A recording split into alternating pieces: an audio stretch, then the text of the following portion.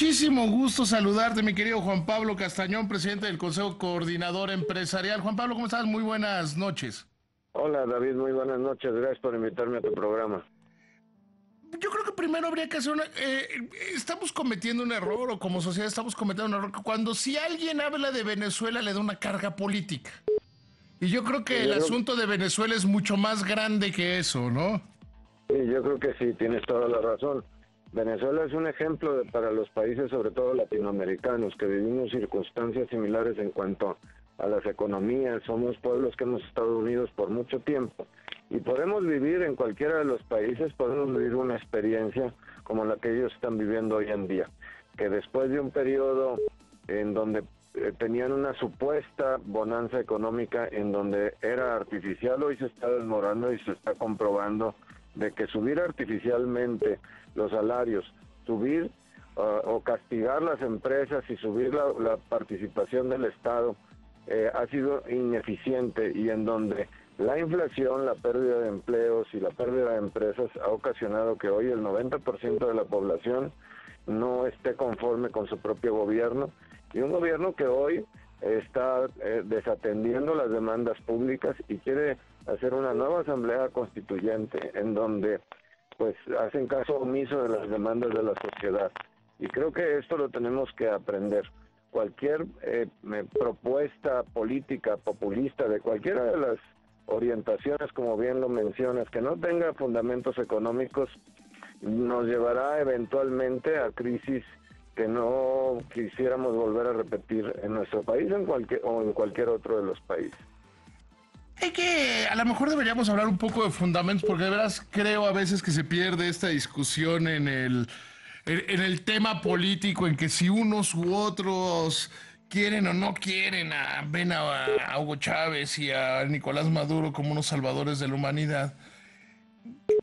Me gustaría que le dedicáramos algo de tiempo a hablar sobre qué es el populismo, cómo se entiende una política populista, y para no interrumpirte, que me digas de una vez, o sea, en esta construcción, eh, el papel que juega la iniciativa privada. Las políticas populistas parten de un error, de destruir a la iniciativa privada, que son los únicos que generan riqueza.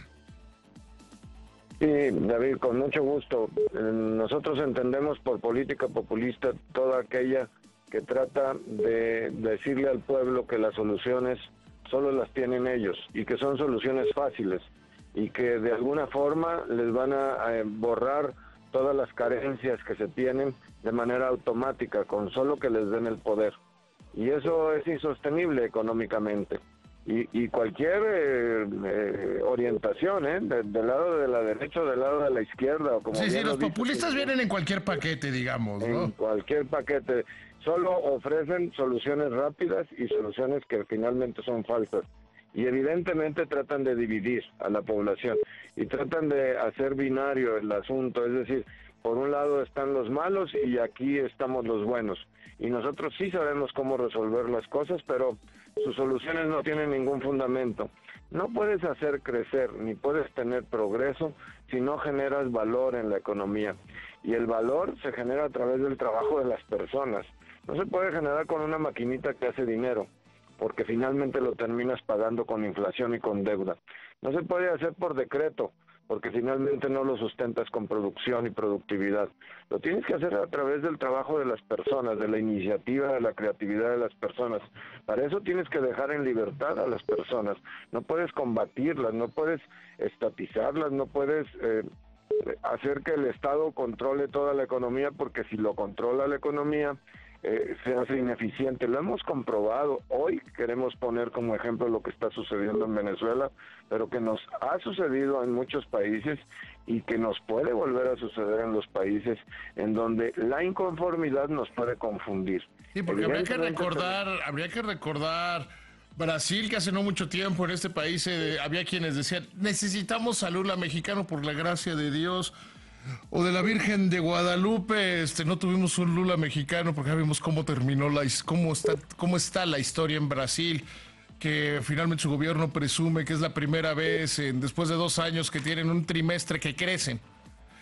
o Argentina, o el México de la década de de los 70, Echeverría y López Portillo, que a ustedes, a la clase empresarial, a todos los que generamos empresa, nos acusaba de vendepatrias, riquillos compradólares, enemigos del pueblo y una cantidad increíble de epítetos en esta polarización absurda e inaceptable de la sociedad, ¿no?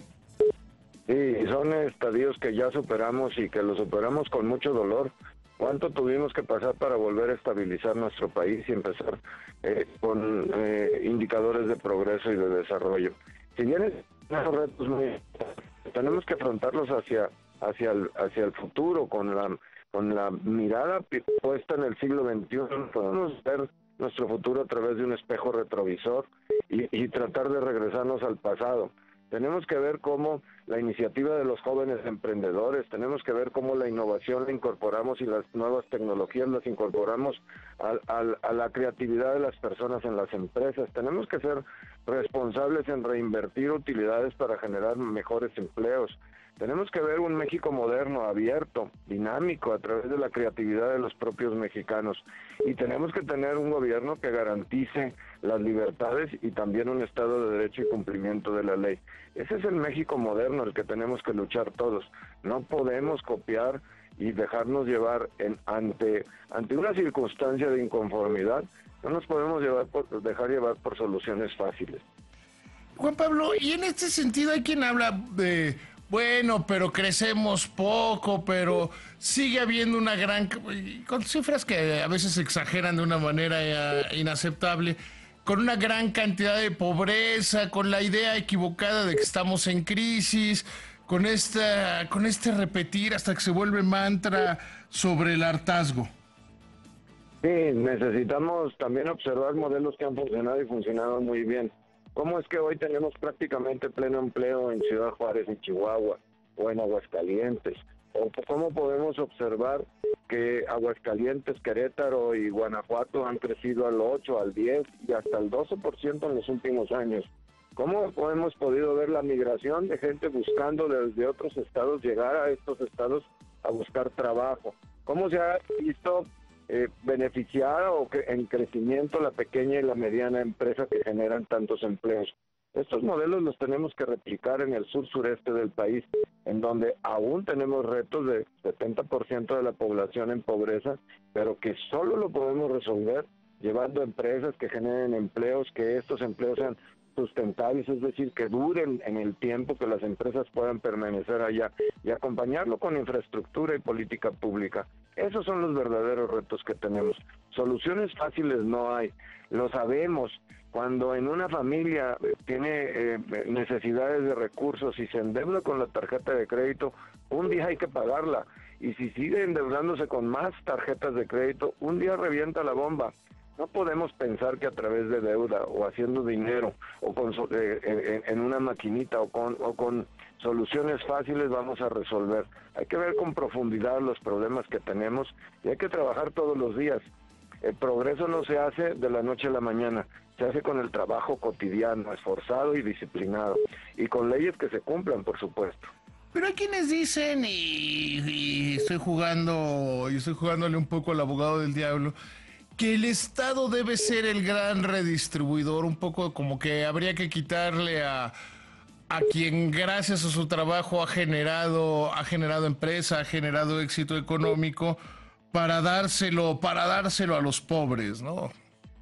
Todo aquel que genere riqueza tiene la obligación de contribuir a la comunidad, de contribuir a través de los impuestos, y el Estado tiene la alta responsabilidad de redistribuir a través de los impuestos, y estos tienen que ser justos, por supuesto, y todos tenemos que pagar esta obligación que tenemos, pero sin embargo tiene que ser de manera eficiente, transparente, la misma administración de los recursos.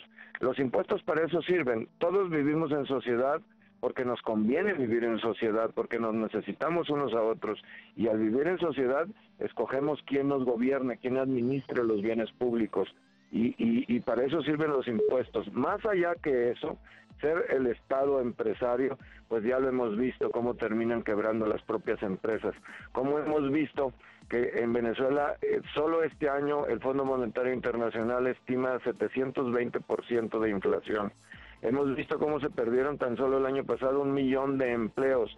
El Estado no puede ser empresario, el Estado tiene que administrar solo la justicia, la seguridad y la aplicación de la ley para que convivamos en paz. Lo demás lo hacemos los ciudadanos.